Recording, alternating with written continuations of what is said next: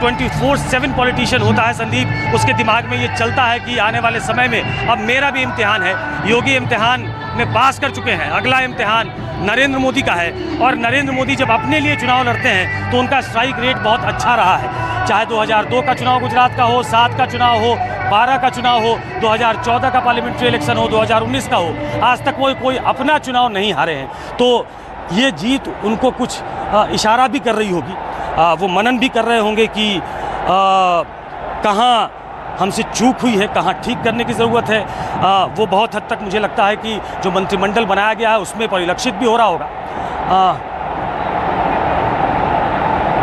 एक राष्ट्रीय ध्वज की तस्वीर आपको, अब राष्ट्रीय गान शुरू हो रहा है।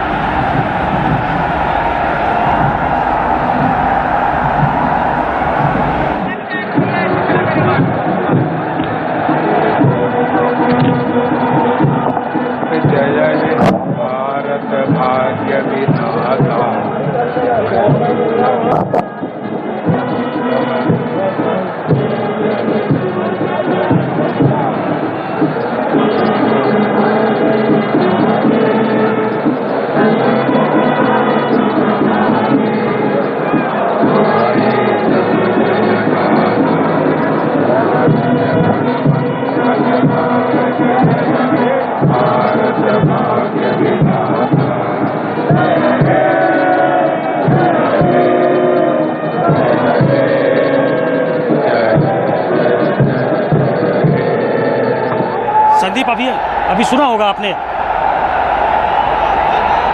संदीप, आप मुझे सुन पा रहे हैं?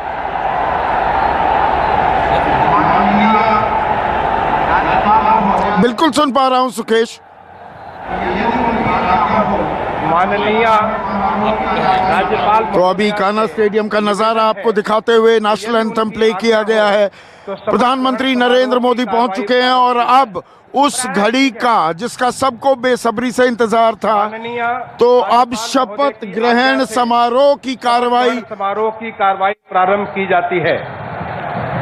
माननीय राज्यपाल महोदया ने माननीय श्री आदित्यनाथ योगी जी को उत्तर प्रदेश का मुख्यमंत्री नियुक्त किया है।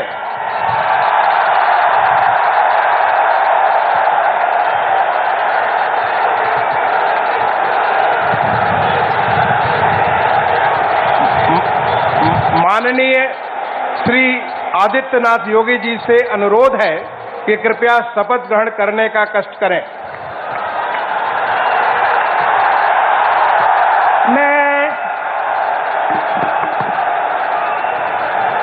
मैं आदित्यनाथ योगी ईश्वर की शपथ लेता हूं कि मैं विधि द्वारा स्थापित भारत के संविधान के प्रति सच्ची श्रद्धा और निष्ठा रखूंगा। मैं भारत की प्रभुता और अखंडता अक्षुण्ण रखूंगा। मैं उत्तर प्रदेश राज्य के मुख्यमंत्री के रूप में अपने कर्तव्यों का श्रद्धापूर्वक और शुद्ध अंतःकरण से निर्वहन करूंगा तथा मैं भय या पक्षपात, अनुराग या द्वेष के बिना सभी प्रकार के लोगों के प्रति संविधान और विधि के अनुसार न्याय करूंगा। मैं आदित्यनाथ योगी ईश्वर की शपथ लेता हूं कि जो विषय उत्तर प्रदेश राज्य के मुख्यमंत्री के रूप में मेरे विचार के लिए लाया जाएगा अथवा मुझे ज्ञात होगा, उसे किसी व्यक्ति या व्यक्तियों को तब के सिवाय जबकि ऐसे मुख्यमंत्री के रूप में अपने कर्तव्यों के सम्यक निर्वहन के लिए ऐसा करना अपेक्षित हो, मैं प्रत्यक्ष अथवा प्रत्यक्ष रूप से संसूचित या प्रकट नहीं करूंगा।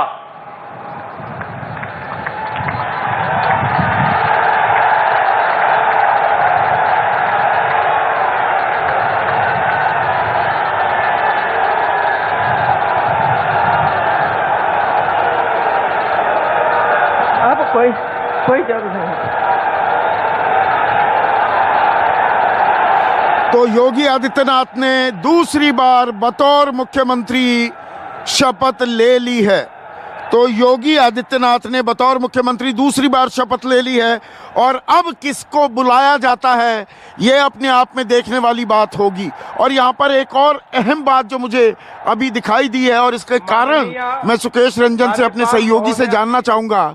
सुकेश, अगर आपके पास आवाज़ आ रही है, राज्यपाल तो आनंदीबेन पटेल हैं, तो राज्यपाल को शपथ दिलवानी चाहिए, आनंदीबेन पटेल ये शपथ क्यों नहीं दिलवा रही हैं? श्री केशव प्रसाद मौर्य वही दिलवा रही है, वही दिलवा रही है, आनंदीबेन पटेल ही दिलवा रही है। श्री ब्रजेश पाठक। सवाल फिर से दोहराएं। माननीय श्री केशव प्रसाद मौर्य जी। सुकेश, राज्यपाल शपथ दिलवाते हैं लेकिन आनंदीबेन पटेल शपथ नहीं दिलवा रही है, इसके पीछे कोई खास वजह? नहीं, आप गलत समझ रहे हैं संदीप। शपथ गवर्नर आनंदीबेन पटेल ही दिलवा रही हैं। योगी आदित्यनाथ को शपथ दिलवाने के बाद अब जो उप मुख्यमंत्री हैं डिप्टी सीएम केशव मौर्य शपथ ले रहे हैं और उसके बाद फिर ब्रजेश पाठक का नंबर है। तो ये बहुत क्लियर है, इसमें बहुत क्लैरिटी है, इसमें कहीं कोई संशय की स्थिति नहीं है। चीफ सेक्रेटरी का जो रोल होता है वो चीफ सेक्रेटरी और पहले आज्ञाकरण से निर्वाहन करूंगा तथा मैं भय या पक्षपात, अनुराग या देश के बिना सभी प्रकार के लोगों के प्रति संविधान और विधि के अनुसार न्याय करूंगा। मैं केशव प्रसाद मौर्य ईश्वर की शपथ लेता हूं कि जो विषय उत्तर प्रदेश राज्य के उप मुख्यमंत्री के रूप में मेरे विचार के लिए लाया जाएगा अथवा मुझे ज्ञात होगा, उसे किसी व्यक्ति या व्यक्तियों को सबके सिवाय, जबकि ऐसे उप मुख्यमंत्री के रूप में अपने कर्तव्यों के सम्यक निर्वहन के लिए ऐसा करना अपेक्षित हो, मैं प्रत्यक्ष अथवा अप्रत्यक्ष रूप से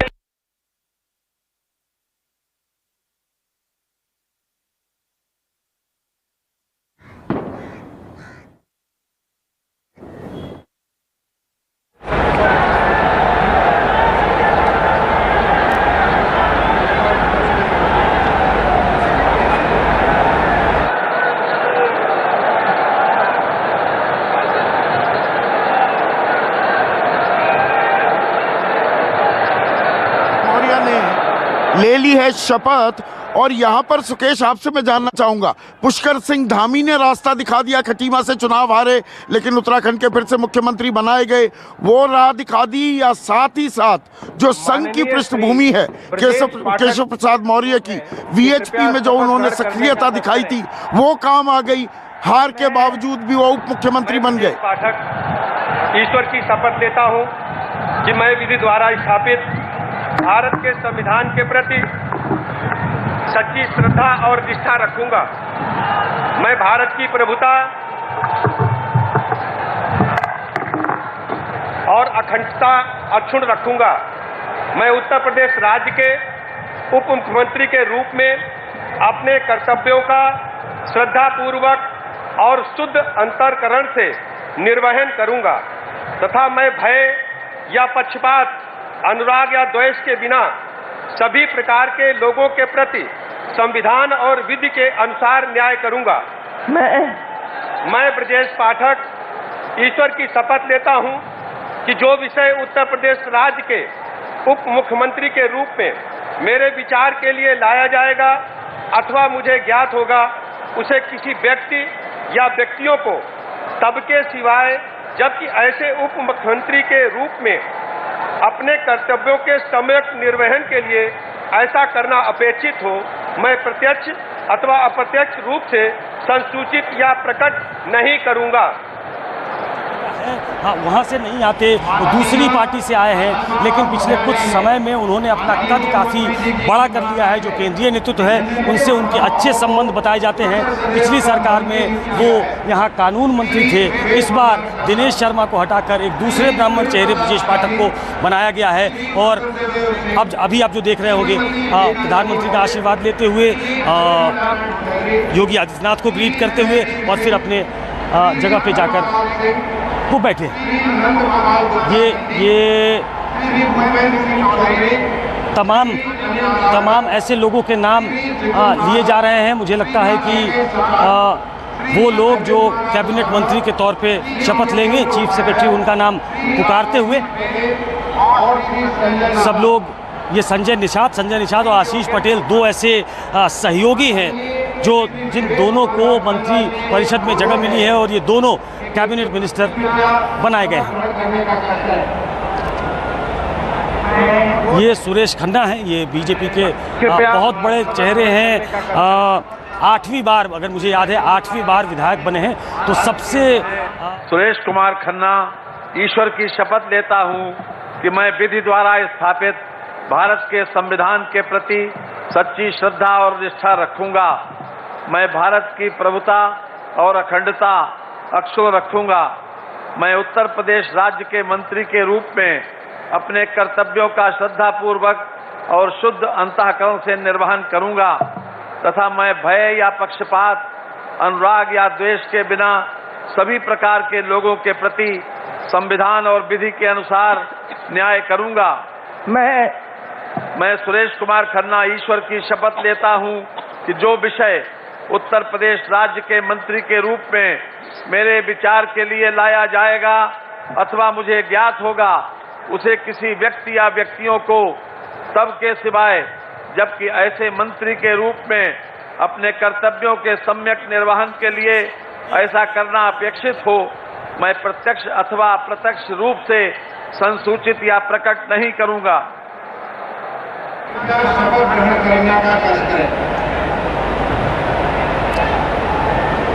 ये पत्थरदेवा से आते हैं सूर्य प्रताप शाही। पिछली सरकार में भी मंत्री थे, ये बीजेपी के अध्यक्ष भी रह चुके हैं। लगातार दूसरी बार, उसके पहले भी विधायक रहे हैं, लेकिन इनके बारे में ये बहुत कहा जाता था कि वो एक बार जीत जाते हैं फिर दूसरी बार चुनाव हार जाते हैं। इस बार 2017 के बाद 2022 में भी जीते हैं। जहाँ तक मुझे याद है अशोक, ये पिछली सरकार में कृषि मंत्री हुआ करते थे। पिछली सरकार भारत की प्रभुता और अखंडता अक्षुण्ण रखूंगा। मैं उत्तर प्रदेश राज्य के मंत्री के रूप में अपने कर्तव्यों का श्रद्धापूर्वक और शुद्ध अंतःकरण से निर्वहन करूंगा तथा मैं भय या पक्षपात, अनुराग या द्वेष के बिना सभी प्रकार के लोगों के प्रति संविधान और विधि के अनुसार न्याय करूंगा। मैं सूर्य प्रताप शाही ईश्वर की शपथ लेता हूं कि जो विषय उत्तर प्रदेश राज्य के मंत्री के रूप में मेरे विचार के लिए लाया जाएगा अथवा मुझे ज्ञात होगा, उसे किसी व्यक्ति या व्यक्तियों को तब तक के सिवाय जबकि ऐसे मंत्री के रूप में अपने कर्तव्यों के सम्यक निर्वहन के लिए ऐसा करना अपेक्षित हो, मैं प्रत्यक्ष अथवा अप्रत्यक्ष रूप से संसूचित या प्रकट नहीं करूंगा। इस अच्छे परफॉर्मेंस में भी बीजेपी कई जिलों में 0 सीटों पे है। उसमें एक आजमगढ़ भी है, गाजीपुर है, मऊ है, ऐसे जिले जिसमें प्रदर्शन बहुत खराब रहा है। तो वहां से मैं स्वतंत्र देव सिंह ईश्वर की शपथ लेता हूं कि मैं विधि द्वारा स्थापित भारत के संविधान के प्रति सच्ची श्रद्धा निष्ठा रखूंगा। मैं भारत की प्रभुता और अखंडता अक्षुण्ण रखूंगा। मैं उत्तर प्रदेश राज्य के मंत्री के रूप में अपने कर्तव्यों का श्रद्धापूर्वक और शुद्ध अंतःकरण से निर्वहन करूंगा तथा मैं भय या पक्षपात, अनुराग या द्वेष के बिना सभी प्रकार के लोगों के प्रति संविधान और विधि के अनुसार न्याय करूंगा। मैं स्वतंत्र देव सिंह ईश्वर की शपथ लेता हूं कि जो विषय उत्तर प्रदेश राज्य के मंत्री के रूप में मेरे विचार के लिए लाया जाएगा अथवा मुझे ज्ञात होगा, उसे किसी व्यक्ति या व्यक्तियों को तब के सिवा जबकि ऐसे मंत्री के रूप में अपने कर्तव्यों के सम्यक निर्वहन के लिए ऐसा करना अपेक्षित हो, मैं प्रत्यक्ष अथवा अप्रत्यक्ष रूप से संसूचित या प्रकट नहीं करूंगा। मंडल में आना चाहते हैं, वो सरकार में रहकर काम करना चाहते हैं, तो उनको जगह मिल गई। और ये भी तय हो गया है कि अगर वो मंत्रिमंडल में शामिल होने जा रहे हैं तो अब उत्तर प्रदेश में बीजेपी को नया अध्यक्ष मिलने वाला है। कई सारे नामों की चर्चा आज दोपहर से हम लोग कर भी रहे हैं, जिसमें एक उप मुख्यमंत्री जो हटाए गए हैं उनके नाम की चर्चा की जा रही है कि शायद उनको उत्तर प्रदेश में बीजेपी का अध्यक्ष बनाया जा सकता है। तो अब आप देखिए कि ये बेबी रानी मौर्य शपथ ले रही हैं। मैं बेबी रानी मौर्य ईश्वर की शपथ लेती हूँ कि मैं विधि द्वारा स्थापित भारत के संविधान के प्रति सच्ची श्रद्धा और निष्ठा रखूंगी। मैं भारत की प्रभुता और अखंडता अक्षुण्ण रखूंगी। मैं उत्तर प्रदेश राज्य के मंत्री के रूप में अपने कर्तव्यों का श्रद्धापूर्वक और शुद्ध अंतःकरण से निर्वहन करूंगी तथा मैं भय या पक्षपात, अनुराग या द्वेष के बिना सभी प्रकार के लोगों के प्रति संविधान और विधि के अनुसार न्याय करूंगी। मैं बेबी रानी मौर्य ईश्वर की शपथ लेती हूँ कि जो विषय उत्तर प्रदेश राज्य के मंत्री के रूप में मेरे विचार में लाया जाएगा अथवा मुझे ज्ञात होगा, उसे किसी व्यक्ति या व्यक्तियों को तब तक के सिवाय जबकि ऐसे मंत्री के रूप में मैं अपने कर्तव्यों के सम्यक निर्वहन के लिए ऐसा करना अपेक्षित हो, मैं प्रत्यक्ष अथवा अप्रत्यक्ष रूप से संसूचित या प्रकट नहीं करूंगी। हिस्सेदारी होगी, स्कूटी देंगे, स्मार्टफोन देंगे, उसका कोई असर नहीं हुआ। महिलाओं ने बीजेपी को वोट दिया है, तो मंत्रिमंडल में बीजेपी ने महिलाओं को हिस्सेदारी दी है। वही हम लोग तस्वीरों में आज देख रहे हैं यहाँ पे। सुकेश जी, MY फैक्टर बहुत दिन तक मुस्लिम चौधरी वेस्टर्न यूपी से आते हैं, लक्ष्मी वेस्टर्न यूपी से, मथुरा से आते हैं, पुराने नेता हैं बीजेपी के। मैं MY फैक्टर की बात कर रहा था, पहले लोग उसको मुस्लिम यादव फैक्टर की। मैं लक्ष्मी नारायण चौधरी ईश्वर की शपथ लेता हूं कि मैं विधि द्वारा स्थापित भारत के संविधान के प्रति सच्ची श्रद्धा और निष्ठा रखूंगा। मैं भारत की प्रभुता और अखंडता अक्षुण्ण रखूंगा। मैं उत्तर प्रदेश राज्य के मंत्री के रूप में अपने कर्तव्यों का श्रद्धापूर्वक और शुद्ध अंतःकरण से निर्वहन करूंगा तथा मैं भय या पक्षपात, अनुराग या द्वेष के बिना सभी प्रकार के लोगों के प्रति संविधान और विधि के अनुसार न्याय करूंगा। मैं लक्ष्मी नारायण चौधरी ईश्वर की शपथ लेता हूं। में नहीं है, लेकिन एक सबसे खास बात यह है कि जो लोग दूसरे दलों से बीजेपी में आए थे, जितिन प्रसाद, उनको दोबारा मंत्रिमंडल में जगह दी गई। लक्ष्मी नारायण चौधरी जो इस वक्त शपथ ले रहे हैं, ये बीएसपी के नेताओं में शुमार किए जाते थे, कई साल वो बीएसपी में रहे, उनको कैबिनेट मिनिस्टर दोबारा बनाया जा रहा है। ब्रजेश पाठक बीजेपी का मूल काडर नहीं है, लेकिन बीजेपी में आने के बाद जब वो बीएसपी छोड़कर आए तो उनको भी उप मुख्यमंत्री पद से नवाजा गया। संजय निषाद, अनुप्रिया पटेल के पति आशीष पटेल, यानी दूसरे दलों से भी रिश्ते बेहतर किए हैं, और जो लोग दूसरे दल छोड़ के बीजेपी में आए उनको पूरा मान सम्मान दिया जा रहा है, और ये मंत्रिमंडल में साफ दिख रहा है। नहीं, एक परिपाटी पिछले कुछ दिनों में बीजेपी ने चलाई है। ये तो मंत्री पद की शपथ ले रहे हैं। हेमंत बिश्व शर्मा मौजूद हैं, वो असम के मुख्यमंत्री हैं, वो मूलतः कांग्रेसी हुआ करते थे, आज वो मुख्यमंत्री हैं। तो बीजेपी ने अपने साथ जुड़े लोगों को सम्मान देके उनमें अपना एक विश्वास पैदा किया है, क्रेडिबिलिटी फैक्टर जो होती है। मैं जयवीर सिंह ईश्वर की शपथ लेता हूं कि मैं विधि द्वारा स्थापित, ज़्यादा समय नहीं था परफॉर्म करने के लिए, वो एक युवा चेहरे के तौर पे लाए गए थे, ब्राह्मण चेहरे के तौर पे लाए गए थे, तो वो बड़े एक्सपेक्टेड लाइंस पे मुझे लगता है कि उनको रखा गया है कि जो समय उनको मिला था वो बहुत कम था। शायद आने वाले 5 साल में उनसे ये एक्सपेक्ट किया जाएगा कि वो कुछ ऐसा करके दिखाए जिनमें उनका विज़न दिखे और उस विज़न में उत्तर प्रदेश की तरक्की दिखे। और दूसरी बात ये भी देखी गई कि जब जितिन प्रसाद को बीजेपी में शामिल कराया गया था तो उसके बाद चौथे और 5वें चरण से लगातार बड़े नेताओं के मंच पर उनको जगह दी गई, चाहे वो जेपी नड्डा की जनसभा हो, राजनाथ सिंह की जनसभा हो या अमित शाह की जनसभा हो, तमाम सारी जनसभाओं में जितिन प्रसाद को जगह दी गई। और मुझे लगता है कि वो सिंबॉलिकली एक मैसेज देना चाहते हैं कि आप कांग्रेस पार्टी छोड़कर आए, कांग्रेस के बड़े नेताओं में गिनती होती थी, अब आप नहीं हैं, आप बीजेपी में हैं, लेकिन आपका मान सम्मान बरकरार है। यही स्थिति हम लोगों ने सुकेश जी पिछली बार देखी थी जब स्वामी प्रसाद मौर्य बसपा छोड़कर आए थे, तो उस वक्त भी बीजेपी ने उनको कैबिनेट मंत्री के पद से नवाजा था, लेकिन बाद में उनकी बीजेपी से बनी नहीं, कई सारी बातें आपस में मनमुटाव की स्थिति पैदा हुई, बगावत कर गए, वो अखिलेश यादव के साथ चले गए। हालांकि उनको बहुत अच्छी स्थिति में अखिलेश यादव की पार्टी में नहीं देखा गया। मुझे याद है कि उनके करीबी नेता से मेरी बात हो रही थी, तो वो ये कह रहे थे पार्टी में शामिल होने के बाद कि जो सोचकर मैं पार्टी में आया था वो स्थिति नहीं है, जिस तरह की गंभीरता सोचकर आया था वो गंभीरता मुझे दिखाई नहीं दे रही थी। अब सुकेश जी, धर्मपाल सिंह जी शपथ लेने जा रहे हैं, बरेली के रहने वाले हैं, पिछली सरकार में भी सिंचाई मंत्री थे, बहुत सीनियर लीडर है बीजेपी के, लेकिन पिछली बार जब कुछ मंत्रियों को पद से हटाया गया था तो उस वक्त धर्मपाल सिंह को पद से हटा दिया गया था। तो इस बार धर्मपाल सिंह को टिकट दिया गया, वो दोबारा जीते, और आप देखिए कि वो कैबिनेट मिनिस्टर के तौर पर शपथ ले रहे हैं। तो इस तरह की स्थितियां बीजेपी में हम लोग तस्वीरों के माध्यम से देख पा रहे हैं। और इस बार भी इनके नाम को लेकर संशय था कि जब पिछली बार मंत्री पद से हटा दिए गए तो शायद इस बार मंत्रिमंडल में जगह ना मिले। गूढ़ राजनीतिक चर्चा के बीच अशोक, मैं एक चीज़ बताना चाहता हूँ। जैसे केंद्र से योगी आदित्यनाथ के संबंध बने हुए हैं, दोनों साथ मिलकर चलना चाह रहे हैं। हमारा केंद्र जो है वो नोएडा में है। नोएडा से मेरा संपर्क बिल्कुल टूटा हुआ है। मुझे जानकारी नहीं है कि नोएडा जो केंद्र है हमारा, उससे हम कनेक्टेड हैं नहीं हैं। क्या वो हमें सुन पा रहे हैं, क्योंकि संदीप बहुत देर से हमारे साथ लाइन पे नहीं है। हम आपस में ये चर्चा करके लोगों को समझाने की कोशिश कर रहे हैं। तो ये मंत्रिमंडल अभी कुछ समय तक चलेगा, क्योंकि 50-51 मंत्री हैं, 50-51 मंत्री मिला कि वो लगातार आपको और मुझे सुन रहे हैं।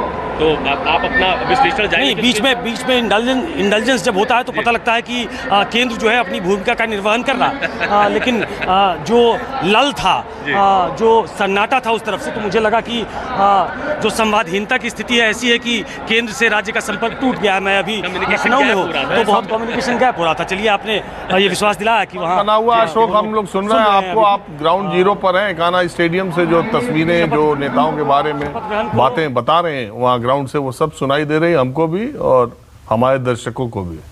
ये भी एक ज़माने में बीएसपी में हुआ करते थे। उनके अच्छे काडर वाले नेताओं में से एक में इनकी गिनती होती थी। इलाहाबाद से आते हैं, ये इलाहाबाद से आते हैं, प्रयागराज से आते हैं नंद गोपाल नंदी। ये भी बसपा में रह चुके हैं, ये भी बीएसपी के बड़े नेताओं में शुमार किए जाते थे। लेकिन बीजेपी में आने के बाद इनका भी राजनीतिक जो आप कह सकते हैं कि स्तर है वो काफ़ी ऊंचा हुआ। बसपा सरकार में भी मंत्री रहे। और आपको याद होगा जब पिछली बार बीजेपी में शामिल हुए थे, उसके पहले तो तमाम सारे बीजेपी के बड़े नेता जो केंद्रीय स्तर के हैं उनकी मौजूदगी में इनकी ज्वाइनिंग हुई थी। पिछली बार भी ये मंत्री थे, नागरिक उड्डयन विभाग था इनके पास, और एक बार फिर कैबिनेट मिनिस्टर के तौर पर शपथ ले रहे हैं। तो इनकी पत्नी भी वहाँ जो प्रयागराज है वहाँ से बीजेपी के जो कार्यक्रम है जी, वहाँ की मेयर हैं और वो लगातार सक्रिय रहती हैं। लेकिन ये जरूर है कि प्रयागराज से इस बार सिद्धार्थनाथ सिंह जी नहीं है। हाँ, उनके नाम की चर्चा हमने की है। प्रयागराज से सिद्धार्थनाथ सिंह की एक पॉलिटिकल लेगेसी है। वो लाल बहादुर शास्त्री के ख़ानदान के उनके नाना हुआ करते थे, और उस पॉलिटिकल लेगेसी को आज की तारीख में वही आगे लेकर जा रहे थे। अनिल शास्त्री, सुनील शास्त्री, ये तमाम लोग अपनी राजनीतिक पारी खेल चुके हैं। सिद्धार्थनाथ सिंह एक एक्टिव पॉलिटिकल वर्कर के तौर पे देखे जाते थे। चूँकि केंद्रीय राजनीति में उनका ज़्यादा दखल हुआ करता था, वहीं से उन्होंने राजनीति की शुरुआत की। वो जो मीडिया विभाग होता है बीजेपी का, उसके कन्वीनर भी रहे। तो केंद्र में ज़्यादा रहे, लेकिन 2017 के चुनाव में उनको प्रयागराज भेजा गया। वो विधायक बन के आए, मंत्री बने, सरकार के प्रवक्ता बने। लोगों को उम्मीद थी कि सिद्धार्थनाथ सिंह इस बार भी होंगे, लेकिन सिद्धार्थनाथ सिंह और श्रीकांत शर्मा दो नाम ऐसे हैं जो लोगों को उम्मीद थी कि ये दोनों इस सूची में भी होंगे। किसी वजह से वो इस सूची में नहीं।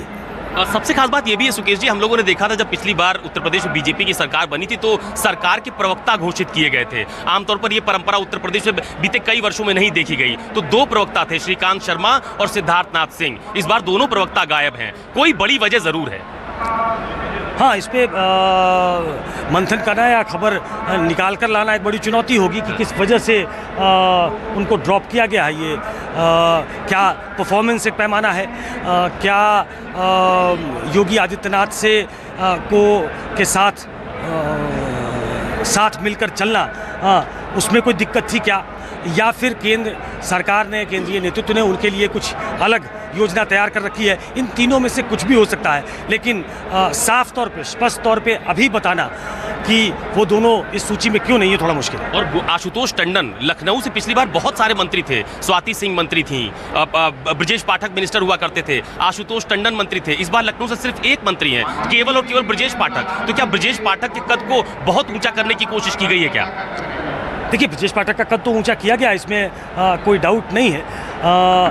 लखनऊ को प्रतिनिधित्व मिला था, इस बार क्यों नहीं है? क्या जो आने वाले दिनों में, आने वाले सालों में जो सीट भरी जाएगी, शायद रिशफल जब भी होगा, एक्सटेंशन जब भी होगा, तो उसमें क्या जगह मिलेगी क्या जो लखनऊ से जीत कर आए हैं?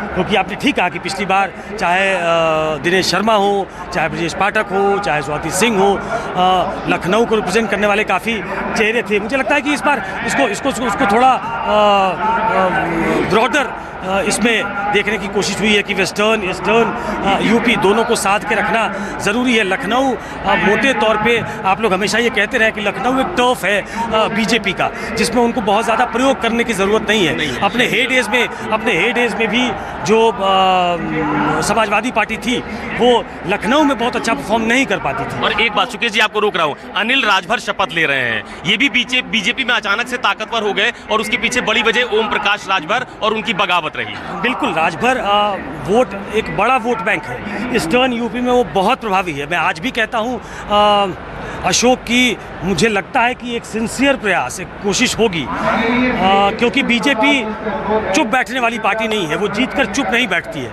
वो अवसर तलाशती है। तो मुझे लगता है कि ओम प्रकाश राजभर की तरफ उनकी निगाहें होंगी। वो अपने नेता को ग्रूम कर रहे हैं, लेकिन एक ऐसा नेता जिसकी एक फॉलोइंग है, और बीजेपी के नेता इस बात को मानते हैं कि ओम प्रकाश राजभर एक राजभरों में पैठ वाले नेता हैं। तो मुझे लगता है कि एक आध कोशिश तो, एक सिंसियर एक अटेम्प्ट ओम प्रकाश राजभर की तरफ होगा उनको वापस लाने की। लेकिन फिलहाल जो ये चेहरा है वो अपनी एक लीडरशिप ग्रूम करने के लिए भारत की प्रभुता अखंडता अक्षुण्ण रखूंगा।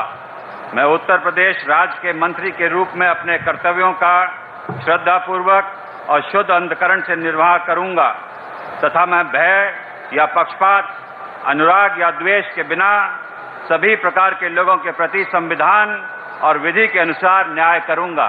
मैं जितिन प्रसाद ईश्वर की शपथ लेता हूं कि जो विषय उत्तर प्रदेश राज्य के मंत्री के रूप में मेरे विचार के लिए लाया जाएगा अथवा मुझे ज्ञात होगा, उसे किसी व्यक्ति या व्यक्तियों को तब तक के सिवाय जब तक ऐसे मंत्री के रूप में अपने कर्तव्यों के सम्यक निर्वाह के लिए ऐसा करना उपेक्षित हो, मैं प्रत्यक्ष अथवा अप्रत्यक्ष रूप से संसूचित या प्रकट नहीं करूंगा।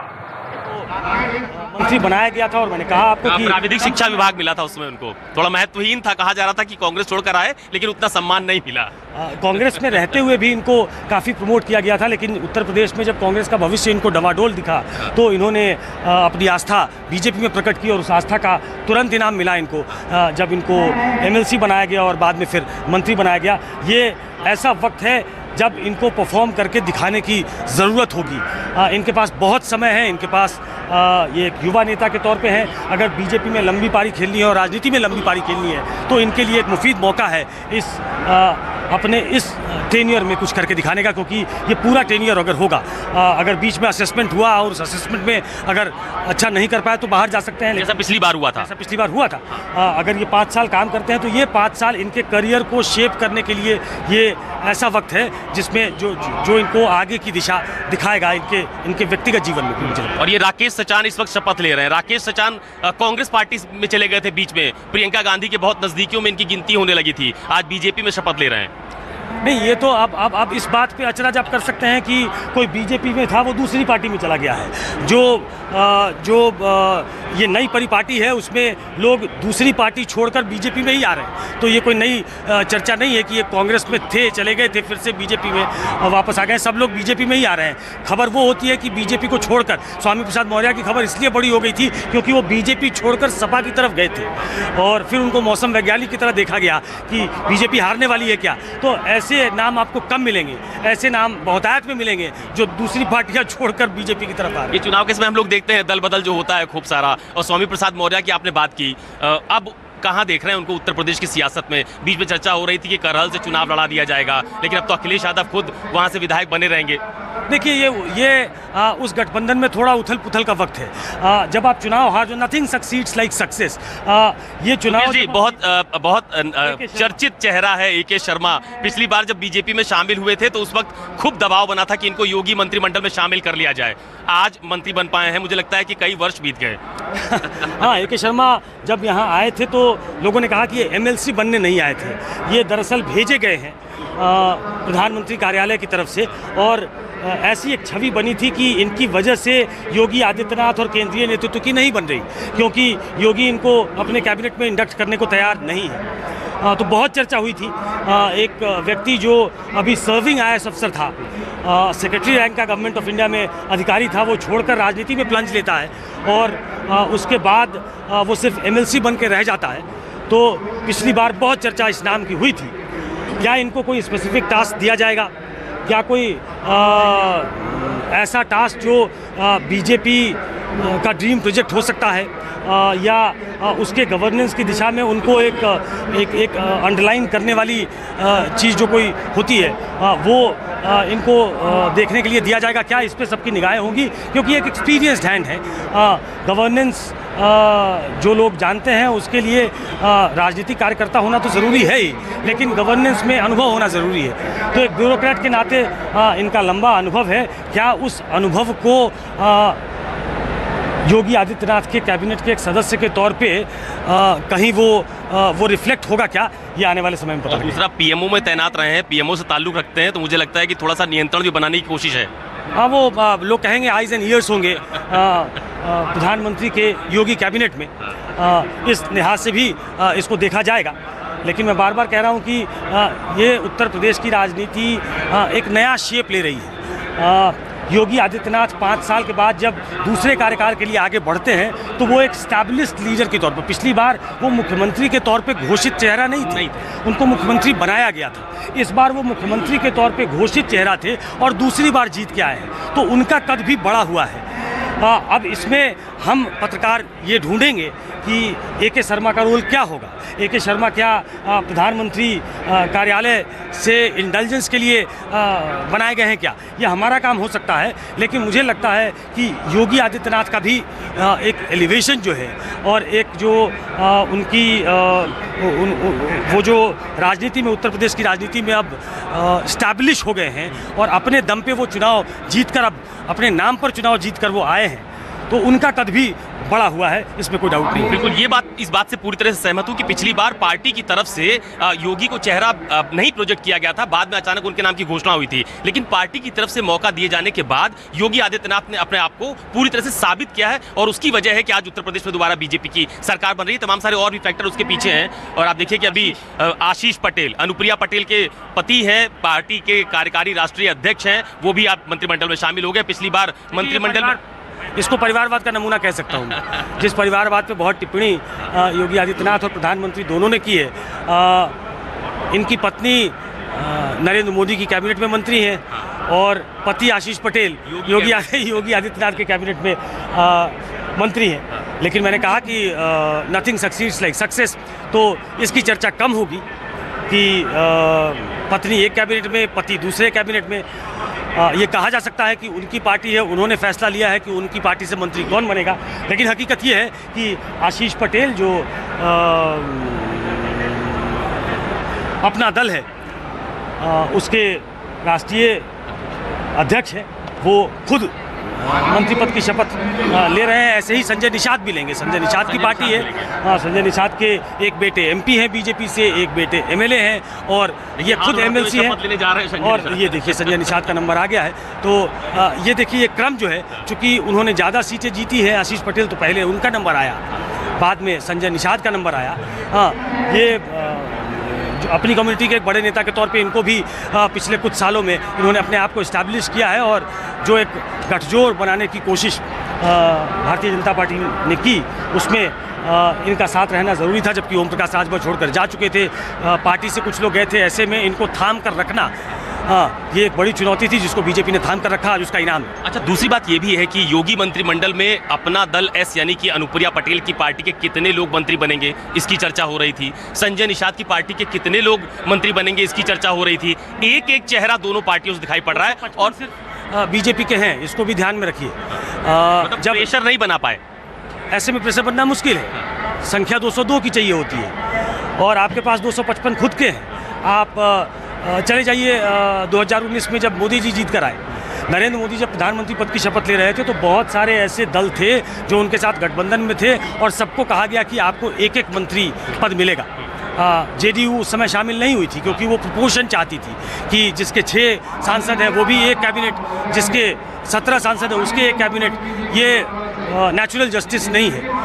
आज की तारीख में वो शामिल है मंत्रिमंडल में, लेकिन एक ही कैबिनेट उनको भी मिला है। तो टिकट बंटवारे में बहुत दबाव बनाया था कि टिकट ज़्यादा चाहिए, दोनों को टिकट बंटवारे में आप दबाव बना सकते हैं, लेकिन 255 जब बीजेपी की खुद की संख्या हो उस वक्त आप मंत्रिमंडल में आपकी जगह कितनी होगी इसके लिए दबाव नहीं बना सकते। अब संदीप सिंह शपथ लेने जा रहे हैं और संदीप सिंह कल्याण सिंह के पोते हैं। पिछली बार योगी सरकार में राज्य मंत्री थे, लेकिन इस बार उनको राज्य थोड़ी देर तक आप खुद ही व्याख्या करें, आप थोड़े युवा हैं हमसे, तो थोड़ी देर तक आप खुद ही व्याख्या करें। बिल्कुल बिल्कुल, आप देखिए कि जितने भी राज्य मंत्री स्वतंत्र प्रभार इस बार शपथ लेने जा रहे हैं, उनका सबका एक साथ नाम यहाँ पे पुकारा जा रहा है। और आप देखिए कि दयाशंकर सिंह हो चाहे संदीप सिंह हो, ऐसे तमाम सारे नाम जो कि राज्य मंत्री स्वतंत्र प्रभार के तौर पर शपथ लेंगे, फिलहाल उनको पुकारा जा रहा है।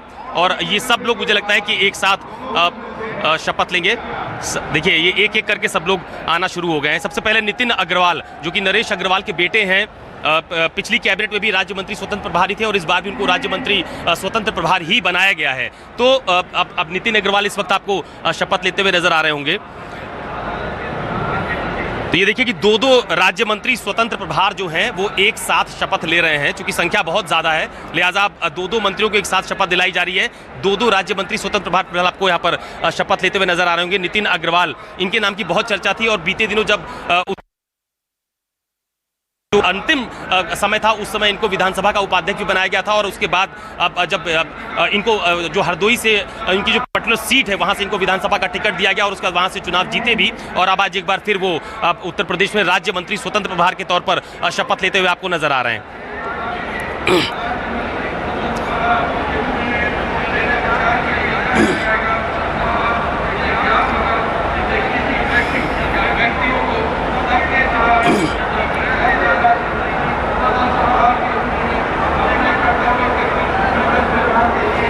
बिल्कुल तो आप देखिए कि यहाँ पर एक तरफ शपथ ग्रहण समारोह चल रहा है, दूसरी तरफ मैं आपको यहाँ की भी एक तस्वीर दिखाता हूँ कि जो स्टेडियम है, इकाना स्टेडियम, वो पूरी तरह से खचाखच भरा हुआ है। और आप देखिए कि मुझे लगता है कि अभी भी लोगों की आवाजाही यहाँ पर पूरी तरह से देखी जा रही है। मैं अपने कैमरा सहयोगी से कहूँगा कि वो नीचे की तस्वीर आपको दिखाएं कि जितनी भी गैलरी बनी थी, पॉकेट्स बने थे, वहाँ पर बड़ी संख्या में लोग आपको तस्वीरों के माध्यम से नजर आ रहे होंगे। और अब एक एक करके देखिए संदीप सिंह जो कि कल्याण सिंह के पोते हैं, वो शपथ लेने के लिए आए हैं। पिछली बार भी वो इस सरकार में राज्य मंत्री थे, लेकिन इस बार उनका प्रमोशन किया गया है, इस बार उनको राज्य मंत्री स्वतंत्र प्रभार बनाया गया है। तो इस तरह की तस्वीर आज लखनऊ के इकाना स्टेडियम में फिलहाल देखने को मिल रही है। और तमाम सारे जो आप देखिए कि जिनकी शपथ एक एक करके पहले शुरुआत में कराई गई थी, जो कैबिनेट मिनिस्टर थे उनको एक एक करके शपथ करवाया गया और उसके बाद जो राज्य मंत्री स्वतंत्र प्रभार है उनको दो करके शपथ दिलवाई जा रही है। चूंकि मंत्रिमंडल काफी बड़े आकार का है इस बार योगी सरकार में, तो फिलहाल दो जो राज्य मंत्री स्वतंत्र प्रभार के हैं उनको दो करके शपथ दिलवाई जा रही।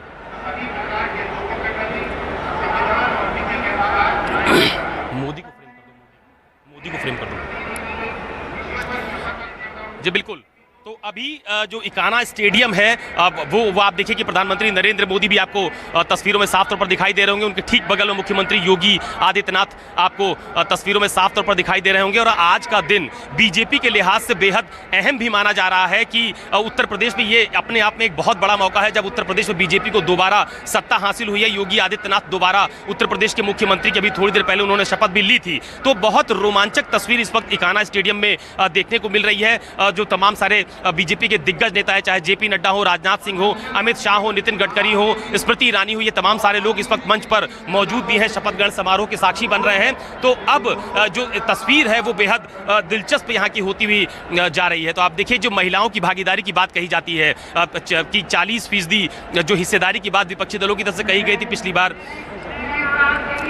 और ये गुलाब देवी दोबारा शपथ ले रही हैं। इसके पहले भी वो उत्तर प्रदेश की सरकार में मंत्री रह चुकी हैं, एक बार दोबारा वो मंत्रिमंडल में शामिल हो रही हैं, मंत्री पद की शपथ ले रही हैं। तो आप कह सकते हैं कि महिलाओं की हिस्सेदारी भी इस बार जो योगी का मंत्रिमंडल है वहाँ पर बहुत ज़बरदस्त देखने को मिल रही है। तमाम सारी ऐसी महिलाएं जिनको शायद इस बात का अंदेशा भी नहीं रहा होगा कि उनको दोबारा मंत्रिमंडल में जगह मिलेगी। गुलाब देवी उन्हीं में से एक है। पिछली बार भी वो बीजेपी के टिकट पर चुनाव जीती थी और इस बार भी वो बीजेपी के टिकट पर चुनाव जीती और दोबारा उनको मंत्रिमंडल में जगह दी जा रही है। तो बीजेपी के लिए, बीजेपी के जो वर्कर्स हैं उनके लिए, बीजेपी के नेताओं के लिए आज का दिन बेहद खास है। उत्तर प्रदेश में दोबारा सरकार का गठन आज हो रहा है और गुलाब देवी को आप शपथ लेते हुए देख रहे हैं। तो बेहद दिलचस्प तस्वीर इस वक्त लखनऊ के इकाना स्टेडियम में देखने को मिल रही है। खचाखच भरा हुआ है लखनऊ का इकाना स्टेडियम। लोगों की आवाजाही अभी भी लगातार देखी जा रही है। यहाँ पर दूसरे प्रदेश के जो बीजेपी शासित राज्यों के मुख्यमंत्री हैं वो भी इस वक्त मंच पर मौजूद है। शिवराज सिंह चौहान आपको तस्वीरों में साफ तौर पर नजर आ रहे होंगे। और सुनील बंसल, जिनकी इस बार विधानसभा के चुनाव में बहुत महत्वपूर्ण भूमिका देखने को मिली है, उनकी भी लगातार गतिविधि मुख्य मंच जो है वहां पर देखी जा रही है। अभी थोड़ी देर पहले वो मंच को भी संबोधित कर रहे थे, तमाम सारे कार्यकर्ताओं को ऊपर से निर्देश भी दे रहे थे कि वो एक तरफ जाएं, जो लोग हैं वो नीचे बैठे।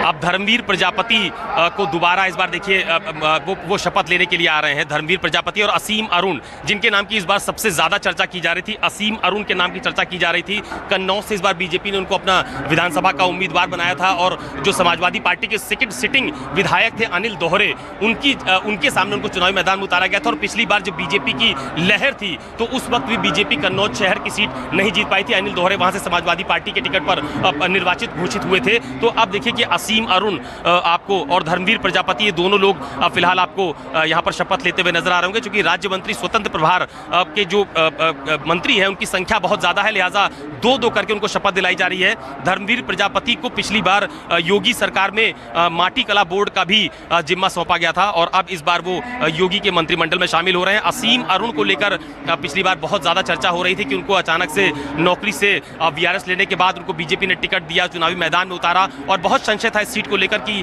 वहां पर बहुत टफ फाइट देखने को उस वक्त मिल रही थी। तो अब जो है वो बीजेपी के टिकट पर चुनाव जीत कर आए असीम अरुण मंत्री पद की शपथ लेते हुए आपको यहां पर नजर आ रहे हैं।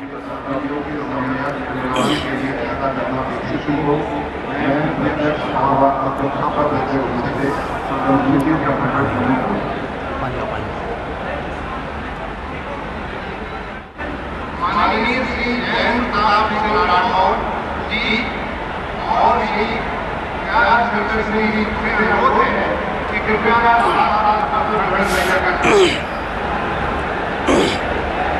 और आप देखिए कि बीजेपी संगठन के दो नेता अब राज्य मंत्री स्वतंत्र प्रभार के तौर पर शपथ लेते हुए आपको तस्वीरों में नजर आ रहे होंगे।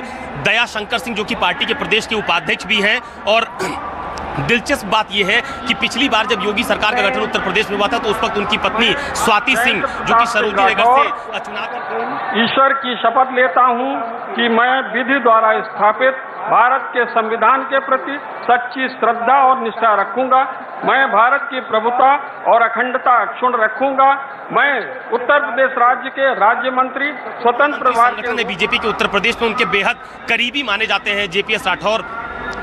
पिछली सरकार में उनको पोल्यूशन कंट्रोल बोर्ड यानी कि जो पोल्यूशन कंट्रोल बोर्ड जो है प्रदूषण नियंत्रण बोर्ड, उसका अध्यक्ष बनाया गया था, मंत्री का दर्जा उनके पास था और लगातार संगठन में उनकी बहुत महत्वपूर्ण भूमिका देखी जाती रही है। चाहे वो पंचायत चुनाव का आयोजन करना हो या फिर उसमें जो पार्टी की अलग गतिविधियां हैं जिसमें पार्टी की संगठनात्मक बैठकें हों, उन सबको उसमें सब में जेपीएस राठौर की बहुत सक्रिय भूमिका देखी जाती रही है। और दयाशंकर सिंह इनके नाम की इस बार चुनाव में बहुत ज़्यादा चर्चा थी। पिछली बार लखनऊ में उनकी पत्नी चुनाव जीती थी, उनको मंत्री बनाया गया था। अब वो बलिया से चुनाव जीत कर आए हैं और अब उनको फिलहाल उन्होंने मंत्री पद की शपथ ली है। तो बहुत दिलचस्प चेहरे हैं, यानी कि आज के मंत्रिमंडल में जो चेहरे देखे जा रहे हैं उसमें सरकार, संगठन, सामाजिक सामंजस्य और जो बात बीजेपी की तरफ से कही जाती है सामाजिक समरसता की, उसका बहुत जबरदस्त मिश्रण फिलहाल देखने को मिल रहा है। और अब देखिए कि कई और चेहरे भी अब आपको शपथ लेते हुए आगे बढ़ते हुए दिखाई देंगे।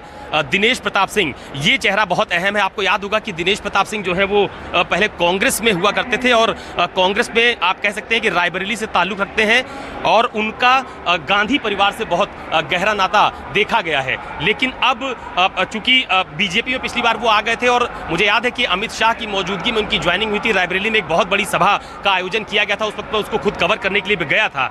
तो अब दिनेश प्रताप सिंह इस बार आप देखिए आपकी मंत्रिमंडल की शपथ लेते हुए नजर आ रहे हैं राज्य मंत्री स्वतंत्र प्रभार के तौर पर।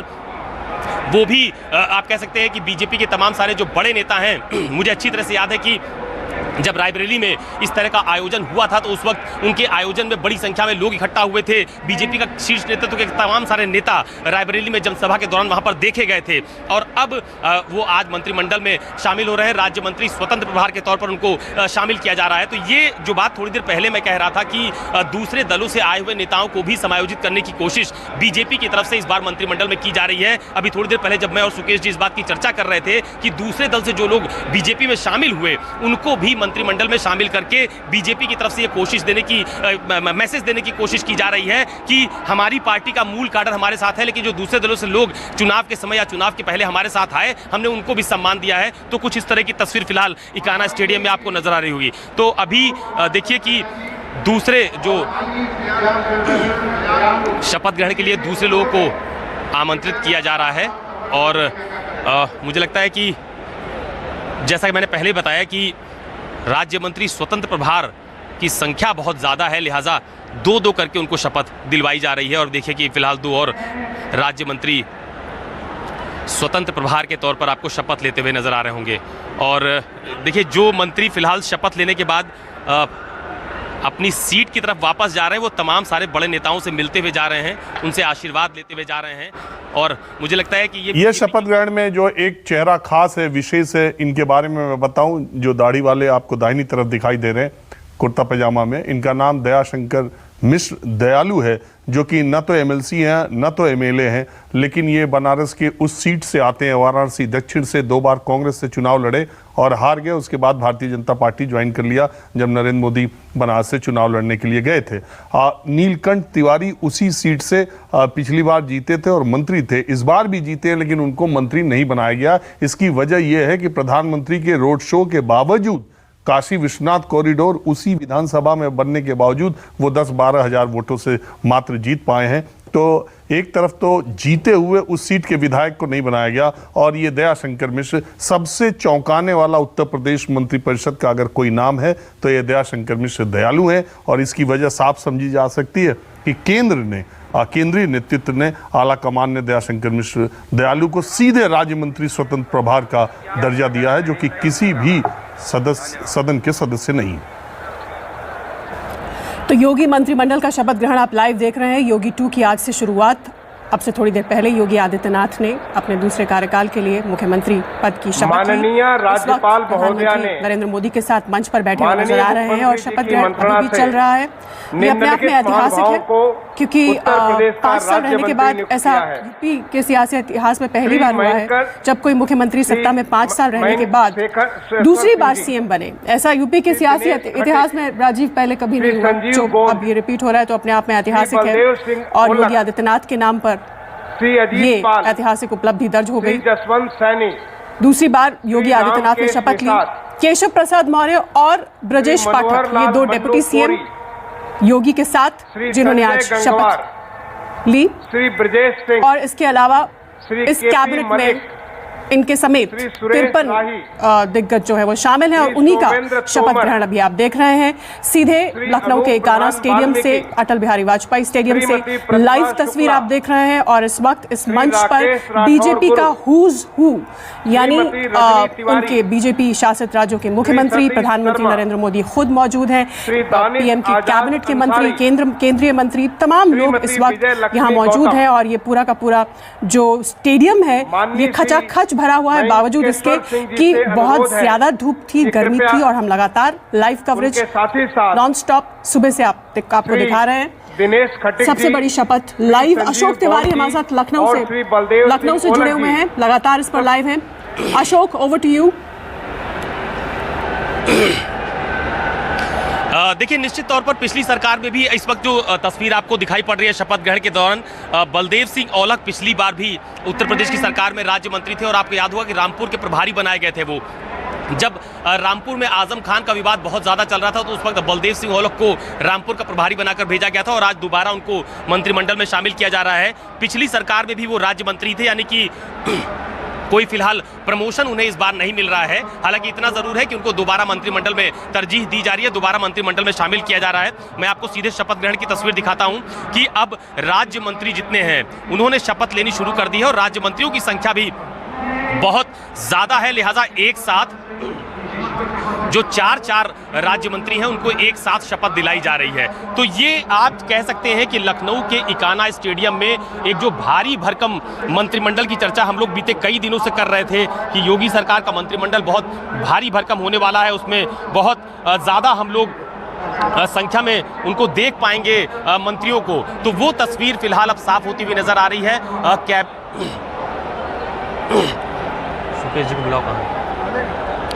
तो आप कह सकते हैं कि अब राज्य मंत्रियों की शपथ हम लोग देख रहे हैं और 4-4, जैसा कि मैंने आपको पहले भी बताया कि 4-4 मंत्रियों को एक साथ शपथ दिलाई जा रही है इस वक्त लखनऊ के इकाना स्टेडियम में।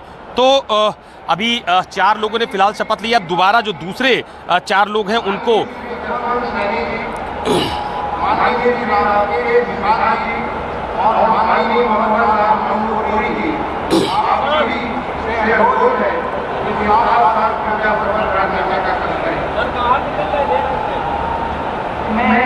फोन करके बुलाओ, लाइव बुला रहे हैं।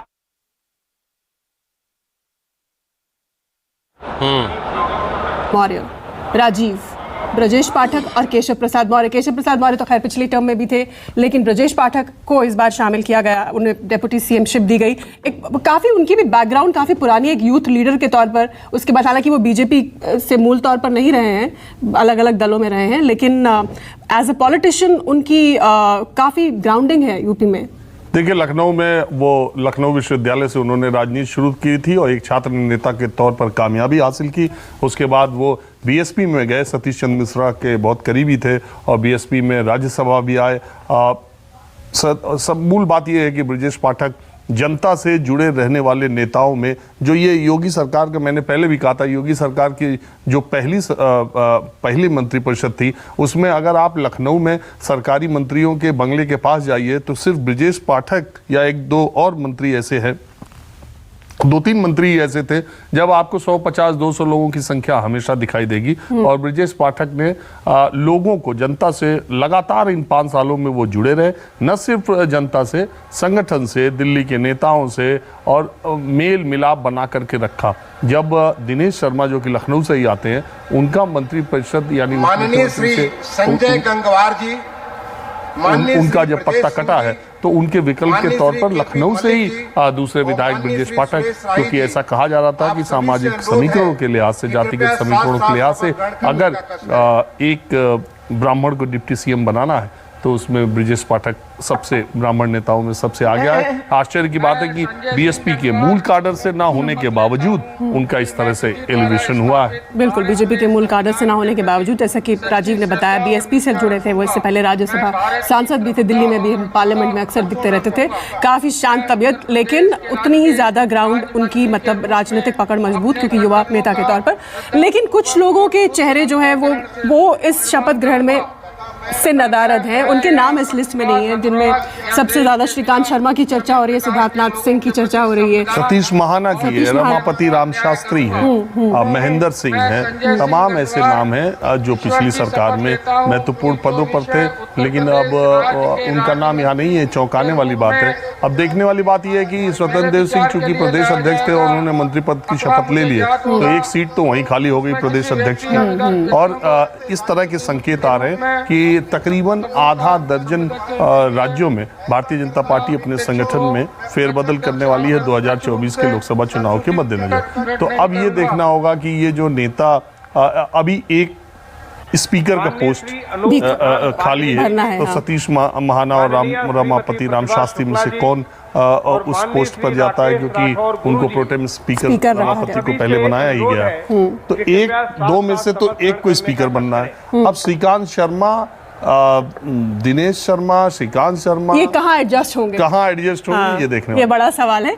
अशोक के पास चलते हैं। अशोक तिवारी लखनऊ से हमारे साथ जुड़े हैं, नॉन स्टॉप वो इस शपथ ग्रहण को कवर कर रहे हैं। अशोक, जो हम चर्चा कर रहे थे, श्रीकांत शर्मा, सिद्धार्थनाथ सिंह, दिनेश शर्मा, इनके एडजस्टमेंट को लेकर किस तरह की चर्चाएं हैं वहाँ पर? निष्ठा रखूंगा मैं, भारत की प्रभुता और अखंडता रखूंगा मैं, उत्तर प्रदेश के राज्य के। लगता है अशोक अभी कनेक्टेड नहीं है। पर हम लोग शुरुआती दौर से इस बात की चर्चा कर रहे थे कि जितने भी सीनियर मिनिस्टर्स हैं, आपको याद होगा जो बात थोड़ी देर पहले हम लोग कर रहे थे कि जब पिछली बार योगी सरकार का गठन किया गया था तो उस वक्त उत्तर प्रदेश सरकार के 2 प्रवक्ता नियुक्त किए गए थे और ये अपने आप में पहला प्रयोग था, खासतौर पर उत्तर प्रदेश के लिए। तो उनको लेकर ये कहा जा रहा था कि वो दोबारा चुनाव जीत के आए हैं, लिहाजा उनको इस बार फिर मंत्रिमंडल में तरजीह दी जाएगी। उनका स्वरूप क्या होगा, स्वरूप बदला हुआ हो सकता है, लेकिन वो मंत्रिमंडल में देखे जाएंगे। तो ये अपने आप में बहुत चौंकाने वाली तस्वीर है कि मंत्रिमंडल शपथ ग्रहण का समारोह चल रहा है और उसमें श्रीकांत शर्मा शामिल नहीं हो रहे हैं।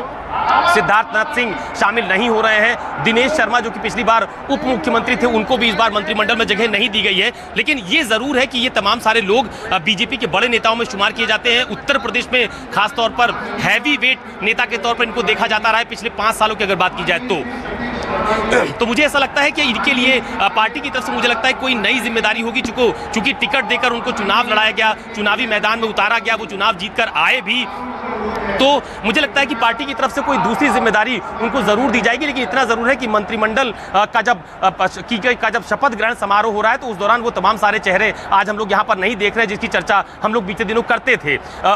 अभी थोड़ी देर पहले एक बात और चर्चा हो रही थी कि पिछली बार लखनऊ से बहुत सारे मंत्री थे। खुद डॉक्टर दिनेश शर्मा जो कि उप मुख्यमंत्री थे, वो लखनऊ से ताल्लुक रखते थे। महेंद्र सिंह जो कि योगी आदित्यनाथ के बहुत करीबी माने जाते थे, उनको पिछली बार प्रमोट किया गया। पहले उनको राज्य मंत्री स्वतंत्र प्रभार बनाया गया, उसके बाद उनको कैबिनेट मिनिस्टर बनाया गया, प्रमोशन दिया गया था, सिंचाई विभाग का जिम्मा उनके ऊपर सौंपा गया था। उनको हम लोग उम्मीद कर रहे थे कि ये बार दोबारा उनको मंत्रिमंडल में देखा जाएगा। उनको इस बार जगह नहीं दी गई। फिलहाल ये जो शपथ ग्रहण समारोह हो रहा है उसमें तो ऐसे तमाम सारे चेहरे जो पिछली सरकार में बहुत हैवी वेट माने जाने लगे थे कि बहुत इनका कद बहुत बड़ा हो गया है, ये बड़े नेता के तौर पर उभर रहे हैं, उनको इस बार हम लोग मंत्रिमंडल में नहीं देख पा रहे हैं। तो अब आप देखिए कि महिलाओं की जो भागीदारी की बात अभी थोड़ी देर पहले की जा रही थी कि महिलाओं की भागीदारी मंत्रिमंडल में क्या होगी, तो आपको महिला मंत्री यहाँ पर शपथ लेती हुई नजर आ रही होंगी। और इसके अलावा सतीश शर्मा आपको नजर आ रहे होंगे, ये बाराबंकी से ताल्लुक रखते हैं और इस बार इनके मंत्रिमंडल में शामिल होने की चर्चा पहले दिन से की जा रही थी कि शायद बाराबंकी जहाँ पर बीते दिनों समाजवादी पार्टी के गढ़ के तौर पर उसको देखा जाता रहा है, तो इस बार सतीश शर्मा जो कि बाराबंकी से चुनाव जीत कर आए हैं, उनको आप तस्वीरों में शपथ लेते हुए देख रही हैं। तो इस बार का मंत्रिमंडल का जो स्वरूप है उसमें महिलाओं की भी हिस्सेदारी है, उसमें तमाम सारे जो नए विधायक हैं उनको मौका दिया गया है। कई नए चेहरे हैं जिनको राज्य मंत्री के तौर पर आप यहाँ पर देख पा रहे हैं। लेकिन जो पार्टी के पुराने नेता रहे हैं, चाहे वो जो कल्याण सिंह हैं, उनके पोते संदीप सिंह हो, उनका प्रमोशन इस बार देखा जाता रहा है। पिछली बार आपको याद होगा कि मंत्रिमंडल में मुस्लिम चेहरे के तौर पर मोहसिन रजा को जगह दी गई थी।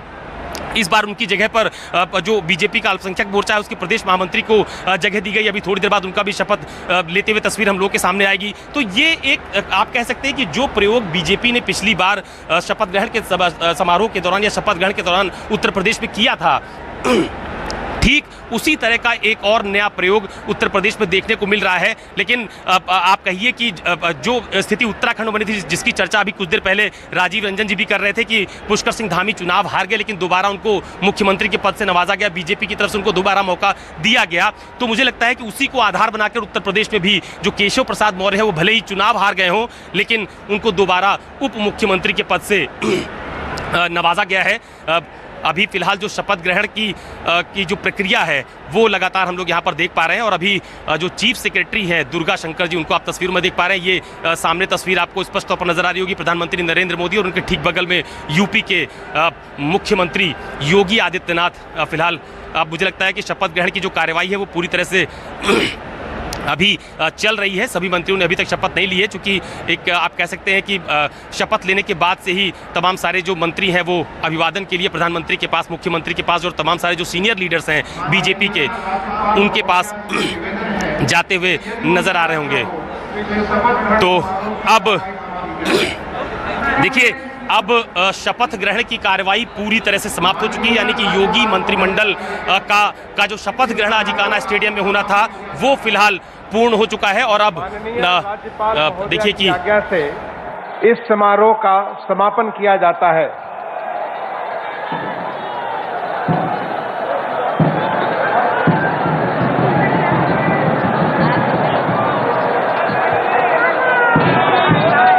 अधिनायक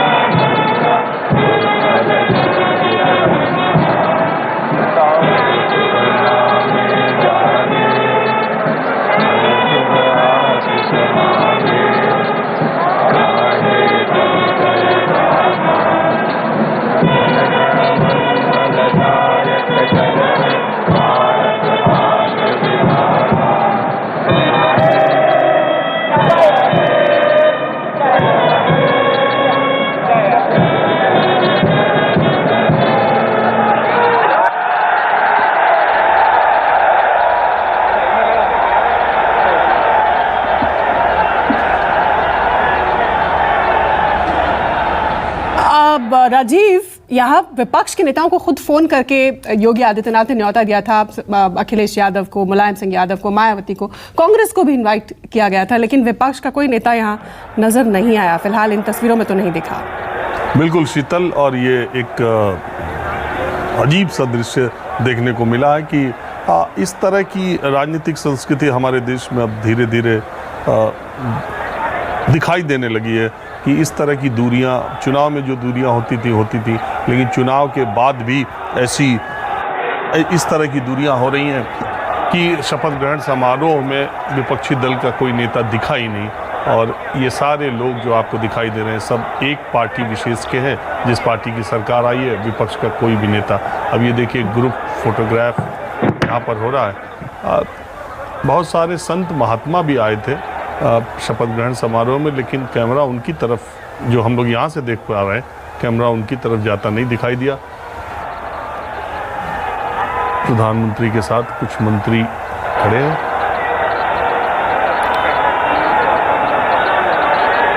साथ में राज्यपाल हैं, मुख्यमंत्री खुद हैं, प्रधानमंत्री, और दोनों तरफ दो बाजुएं कह सकते हैं, दो डेप्यूटी सीएम। अब ये इसको तंज के तौर पे भी लोग कुछ इस्तेमाल कर रहे हैं कि किस तरह से सामंजस्य बैठाएंगे, लेकिन दो डेप्यूटी सीएम्स के साथ पहले भी काम कर चुके हैं योगी आदित्यनाथ। हालांकि ये थोड़ा चैलेंजिंग होगा, लेकिन इस बार ये जो नई, अब जो दूसरी टर्म योगी 2 है, इसके सामने चुनौतियां क्या होंगी, और इसमें सबसे डिस्टिंक्ट फैक्टर आपको क्या दिखता है इस कैबिनेट में, इस मंत्रिपरिषद में? राजीव, देखिए, मुझे एक तो ये दिखाई दे रहा है कि पिछली सरकार में, योगी सरकार में, बहुत कुछ ये बातें, विधायकों की भी शिकायत थी, कार्यकर्ताओं की भी शिकायत थी कि संगठन और कार्यकर्ताओं की बहुत सुनी नहीं जा रही है। मंत्रियों की ये शिकायत थी कि मंत्रियों की भी उस तरीके से सुनी नहीं जा रही है।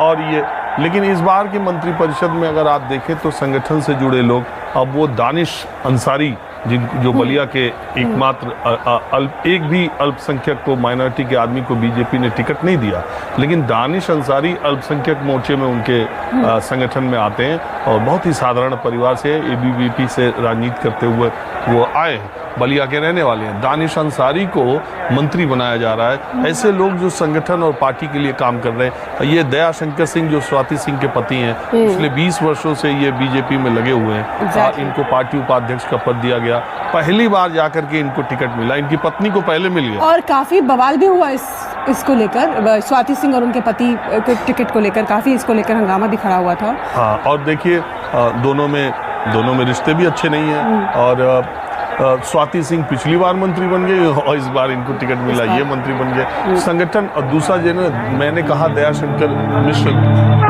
दयालु की बात की, वो अकेले ऐसे शख्स है इन 52 लोगों में जो किसी भी सदन के सदस्य नहीं है। आज की अगर खबर के तौर पे आप कहेंगी तो मैं इसी को सबसे बड़ी मानूंगा कि इतनी बहुमत वाली बीजेपी की इतनी ज्यादा सीटें विधायक जीतने के बावजूद एक ऐसे आदमी को मंत्री बनाया गया जो दोनों सदनों का सदस्य नहीं है, और अभी उनको एमएलसी बनाया जाएगा, तब अब मंत्री पद की शपथ ले रहे हैं। इतनी इंपॉर्टेंस उस आदमी को इसलिए दी गई, मुझे लगता है कि जो सीट वाराणसी दक्षिण की थी, पिछली टिकट न पाने के बावजूद उन्होंने भारतीय जनता पार्टी के कैंडिडेट के लिए काम किया, जितवाने में भूमिका अदा की, तो इसके बाद उनका पारितोषिक, जीतने वाले विधायक को मंत्री नहीं बनाया गया, वो मंत्री था सिटिंग तब भी नहीं मंत्री बनाया गया, लेकिन जिस आदमी ने जमीन पर, ग्राउंड पे काम किया, उसका पारितोषिक। और अधिकतर यहाँ पर जो लोग दिख रहे हैं इस मंच पर, इस कैबिनेट जिन्होंने अभी शपथ ली है, ग्राउंड पर काम करने वाले लोग हैं। बिल्कुल, जैसे देखिए बेबी रानी मौर्य जैसे हैं, वो आगरा की पहली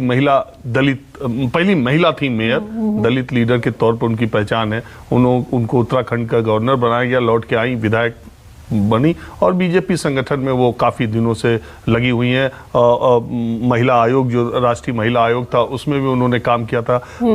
अगर आप देखें स्वतंत्र देव सिंह पिछले कितने दिनों से संगठन में काम कर रहे थे और उनको वहां से ले आकर के मंत्री बनाया गया। तो ये सारे वो लोग हैं। देखिए इस दृश्य में मोदी के साथ, प्रधानमंत्री नरेंद्र मोदी के साथ उत्तराखंड के सीएम धामी भी हैं।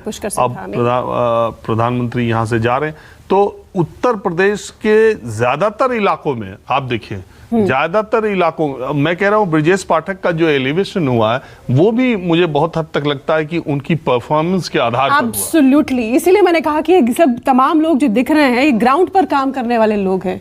और ये परफॉर्मेंस काम करोगे तो रहोगे, इस ये मैसेज भी दिया गया। दूसरी बात, बहुत हद तक ये बात आज के दिन कहना बहुत ज़रूरी नहीं है क्योंकि आज ये लेकिन ये कहा जाएगा कि बहुत हद तक पार्टी में सामंजस्य, संतुलन और समन्वय बनाने का काम योगी सरकार में हुआ। योगी ये दो जो चीफ मिनिस्टर आपको दिखाई दे